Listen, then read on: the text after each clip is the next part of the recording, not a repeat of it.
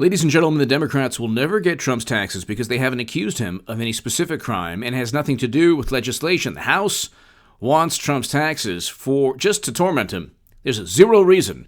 They have never stated that Trump, on this specific business venture, real estate deal, Hollywood endeavor, whatever, they've never stated that he deceived a bank, that he did anything illegal. They've never given a specific account of why they need a specific, just like the Steele dossier and CrowdStrike, both outsourced by Clinton and Democrats. They fabricate, they utilize suspicion to justify tormenting Trump. They have no reason for his taxes. So they want his taxes. He did something bad. We know he did something bad, and we're going to find out, one way or another. They haven't given any formal accusation of a criminal act.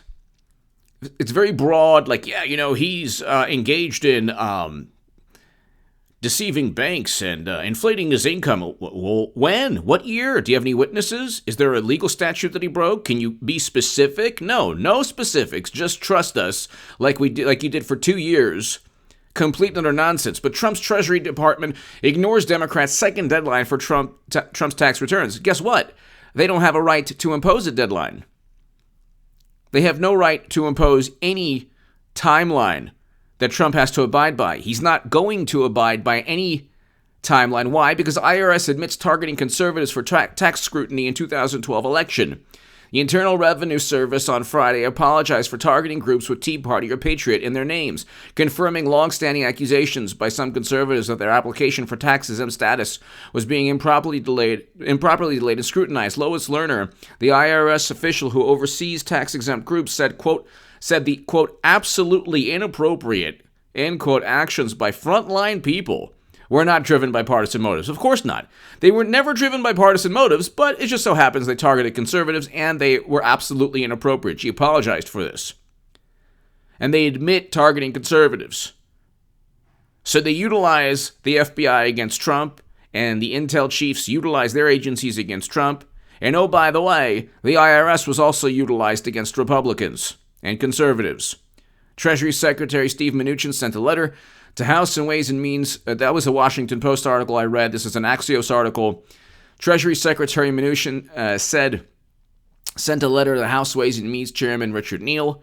And by the way, Congressman Elijah Cummings was part of the Lois Lerner, I guess you could say, endeavor of focusing on conservatives through the IRS, but Tuesday informing him that the Treasury Department will decide by May 6 whether to release President Trump's tax returns to Congress, effectively ignoring the April 23rd deadline that Neal set. They're not going to release his tax returns, and they're going to continue to say no.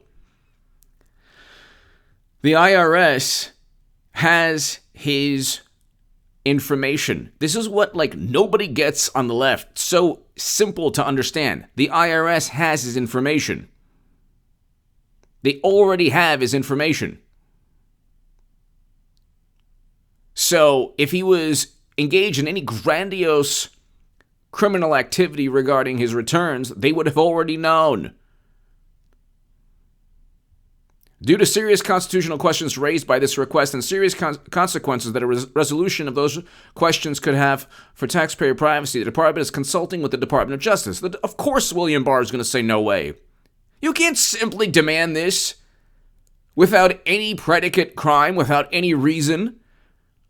They already are known. Look, Democrats utilize government to target their political opponents.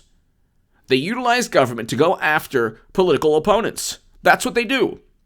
That's what they're known for now. And then they say when Trump fights back, oh my God, he's going after his opponents. They project everything they're guilty of and all the despicable actions they commit. They project, they're like, that's what they do. That's just what they do. They project and they say, well, we're going to do this to you, but you better not do this to us.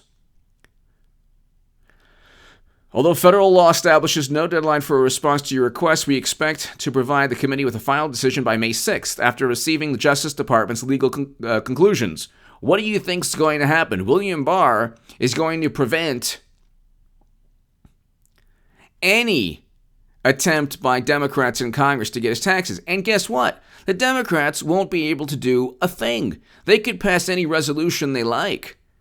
It's really irrelevant what Democrats do now in terms of resolutions or in terms of what they, how angry they get. There's really nothing they can do. They can go and try to impeach Trump, and then the Senate will then find all the reasons and disclose all the facts behind this overt setup. So they're too, you're talking about imbeciles who cheated Bernie Sanders and then got Bernie to cover everything up along with them. Now the subconscious, the consciousness of Democrats now, nobody even remembers Bernie was cheated. They're so good at erasing history, it's unbelievable. These people are they have this hilarious fetish regarding how morally superior they are when they engage in the most despicable, corrupt, disgusting behavior all the time. They never stop. It's continuous.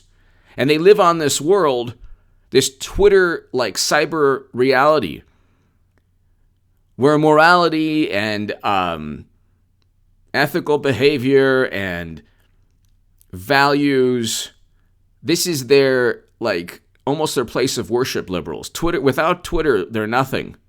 They spend 2 to 3 hours a day mainly policing other liberals, mainly policing and maybe getting here and there into an argument with the conservative. That's it.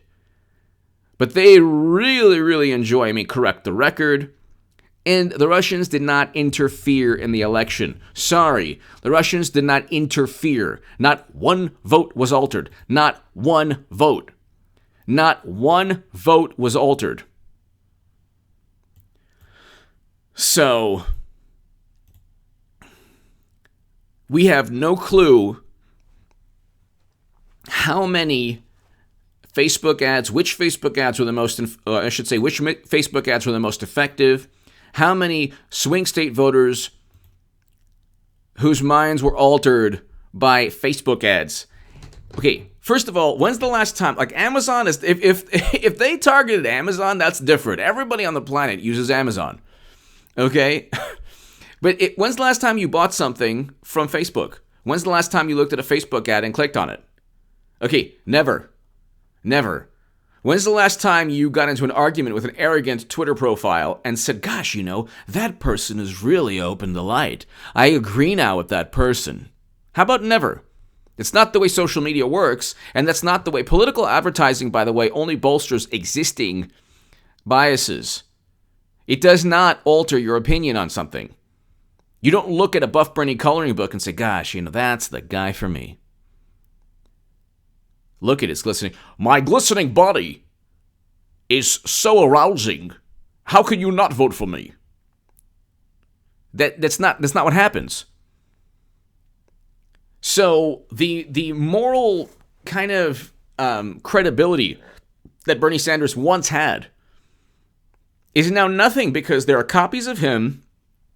They've reduced his once profound platform. It was, look, he's pretty much a fake and a phony at this point. He didn't fight for his voters with the DNC fraud lawsuit that Jared Beck, Elizabeth Beck, and Nico House waged. He promoted the same myth that said that he was part of a Russian plot to hurt Hillary Clinton. He will yet again, when she runs, and she's running again, they're not going to go with any of the ridiculous candidates they have, especially not Biden, who will be completely eviscerated by everyone on the left when he runs, and the right, but mainly the left. He promoted the same myth that says that he and Jill Stein were part of a Russian ploy to hurt poor Hillary Clinton. And we have no clue how many voters were swung by these Facebook ads that are said to be so robust, and the way they say, like, the Mueller. I read the Mueller report. It's a rehash of the ODNI and DHS reports, and it doesn't mention Fusion GPS, Glenn Simpson, or Alexander Downer. It mentions Bruce Orr and Peter Strzok once, and it barely mentions the Steele dossier. And then for collusion, it goes into my Federalist article, but for Comey, Strzok, and McCabe. They cite the same legal statute that I talk about. They tried to use the statute for people who conspire to defraud the United States government. It's U.S. Code 371. That's what I talk about in my Federalist article in the description section and in the pinned comment. By the way, in the pinned comment is my Patreon link. Your support is greatly appreciated. It helps me just be an independent voice. My voice is going to grow as your voice will grow when you watch this channel. And it helps me, take on the haters, because there's a whole new crop of haters now. A whole new annoying crop of haters. So I had haters when I was on the left, and then haters when I became a Trump supporter, and now when they lose again, they'll become even more maniacal, which will be both hilarious and also potentially more annoying than ever. I was right in 2015. They couldn't stand it. I said that Hillary Clinton would lose. She was unelectable, and even the Huffington Post editorial staff put their name on my article, meaning they tried to say that was their viewpoint. All of my writing in the Hill, the Huffington Post, and Salon, of course, my writing today was approved by editors. My writing in the Huffington Post was approved by editors. So on Twitter, they're like, these disgruntled liberals are hilarious. They're like, oh my God. Oh my God. Well, you know what? These editors said, hey, this guy has a point. And I was right. Most of my writing was very prescient. Not to just toot my own horn, but that's the truth. I said she was unelectable. Now everyone is saying, yeah, Clinton, yeah. And they will all fall in line again. They went from worshiping her to then saying, gosh, what did we do? To then they're going to worship her again. But anyway, they're not going to get IRS admits targeting conservatives for... Okay, so rather, Lerner said they were misguided efforts to come up with an efficient means of dealing with a flood of applications. Yeah, right. And they lost the legal case. Justice Department agrees to settle lawsuits over IRS scrutiny of Tea Party groups. They won a legal case. IRS scandal ends as it began, with an apology. IRS apologizes for focusing on conservative groups. I mean, what kind of insidious, really evil, what kind of just horrible human beings do you have to do to target people using the IRS and the FBI? And when the big payback comes, and then Trump says, hey, you know what? If people committed crimes trying to torment me, we're going to get you on those crimes. Then what happens? And the problem, ladies and gentlemen, which isn't really a problem, it's like America now has a political ideology that is fostered by people who came up in journalism and who had their first foray into politics with 8 years of President Obama. And then the people they idolize came into politics with 8 years of Clinton. And then Bush in between, they were okay with, even though he was the worst president of all time. The worst president we've ever had. Engaged in the biggest, most colossal travesties. The interventions that cause counterinsurgency conflicts and destabilize the entire world. But their view of right and wrong is dictated by groupthink. They're very afraid to kind of look at the establishment and say, hey, that's not right, that's wrong. These are people who worship people, guys like James Comey, who lied under oath. Clapper, Brendan, both of them lied under oath, definitely lied under oath. There's our USA Today articles written about that. That's not just, me talking. James Comey lied under oath. He leaked classified memos, and they literally view the Mueller probe as this, great example of the government just protecting Americans. But guess what? Most Americans don't care whether or not Facebook ads swung the election. They don't care. Do you want a hostile power? No, you presided over a uranium sale. President Obama presided over a uranium sale, 20% of U.S. uranium capacity.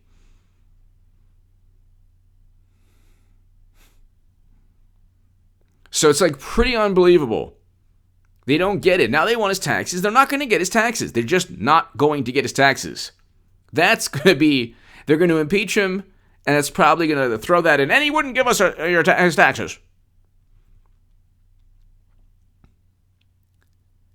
This generation of journalists, or this political groupthink, is formed by 8 years of Clinton, 8 years of Bush, and 8 years of Obama. So you could pretty much throw logic and reason out the window. You could pretty much throw any kind of self-reflection out the window. And you can pretty much also just give up on any understanding of history. Democrats don't realize why it's so wrong to simply trust intelligence assessments. They don't get it. They really think that Comey and Clapper and Brennan really had the best interests of this country at heart. They really think that, because it works out for them. But if it's Attorney General William Barr, suddenly they don't like authority, they don't like government. So they pick and choose. They don't like the presidency. Oh my God. William Barr, that's not good. Oh, Mueller, well, he let us down. Oh, but Clapper and Brennan and Comey, we love them. And it will then, when Comey flips and sings like they all will, then they won't like him either, like they didn't like him with the Comey letter. These people are just ruthless. They are just absolutely ruthless. And their allegiances and their passions and their values will just float like a leaf in the wind.